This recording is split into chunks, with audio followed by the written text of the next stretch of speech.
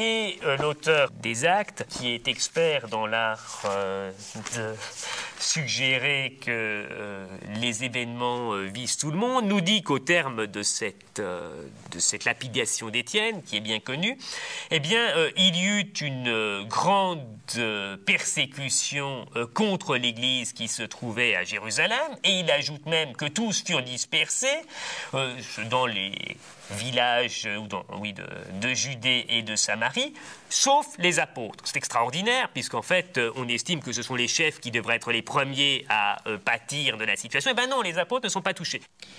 Lorsque Luc dit que, à la suite de la mort d'Étienne,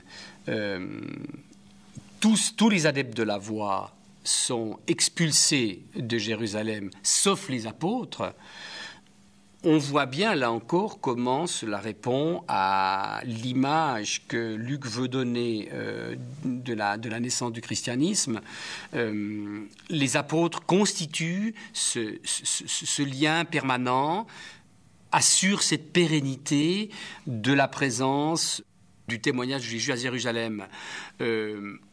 On peut penser très raisonnablement que, en fait, ce sont les judéo-chrétiens attachés à la Torah et attachés au temple qui restent à Jérusalem, tout simplement parce qu'il n'y avait strictement aucune raison de les inquiéter.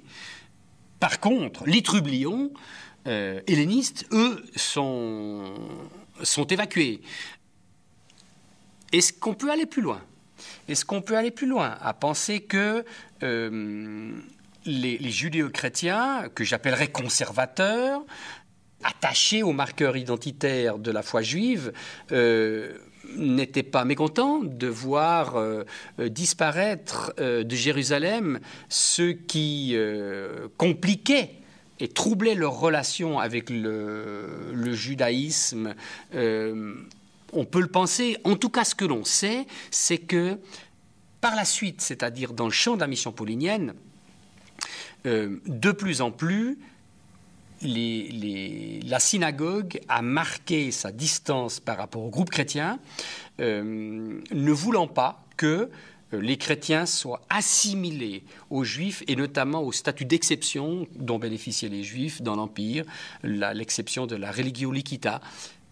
Et qu'on peut parfaitement penser qu'il y a eu là des phénomènes de dénonciation de la synagogue, désirant jouir de cet arrangement, ce statut qui lui permettait d'entretenir, en tout cas officiellement, des relations paisibles avec l'appareil politique de l'Empire.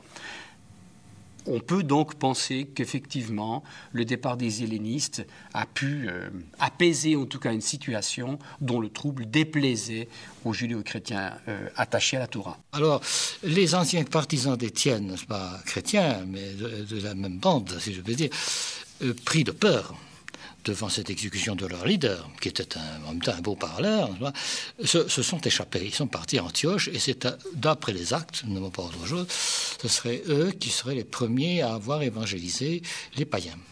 Alors nous avons là-dedans un nom, c'est celui de Philippe, qui évangélise les Samaritains, mais la notice des Actes est vraiment intéressante, comme quoi ces fugitifs de Jérusalem auraient posé les bases, au fond, d'une évangélisation ou d'une christianisation des premiers païens, lesquels ont pu être recrutés d'ailleurs parmi ces fameux craignants en Dieu, qui étaient des païens, mais fréquentant les synagogues un peu judaïsées, que c'était plus facile pour eux d'atteindre que de purs païens.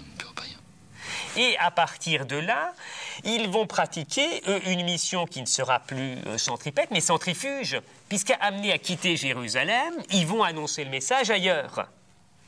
Et dès lors, on assiste à un changement déjà dans dans le déroulement des événements. Et ce changement va être d'autant plus net que ces gens qui souvent étaient des prosélytes, c'est-à-dire des païens qui avaient accédé, qui étaient devenus juifs, vont s'adresser dans bien des cas à des païens assez rapidement. Et donc on va avoir une mission qui va s'étendre et qui va dépasser le seul cadre du judaïsme. Chassés de Jérusalem, les hellénistes ont fui vers des régions où le judaïsme n'était pas pratiqué. Ils ont fait œuvre de missionnaires. C'est comme si on ouvrait une tumeur et que les métastases prolifèrent. C'est une bonne comparaison.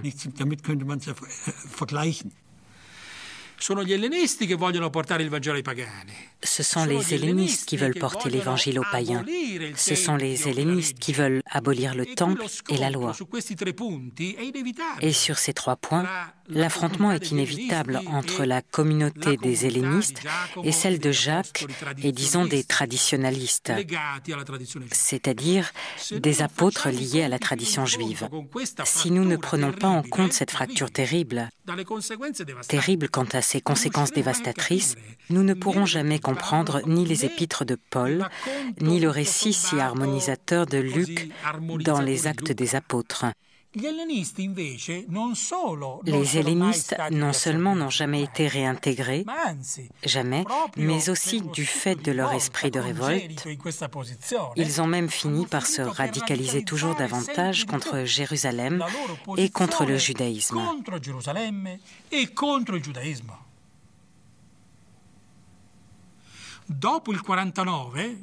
Après les années 49-50, c'est-à-dire après le Concile de Jérusalem, les 2 chemins se sont définitivement séparés et ils ne se croiseront plus.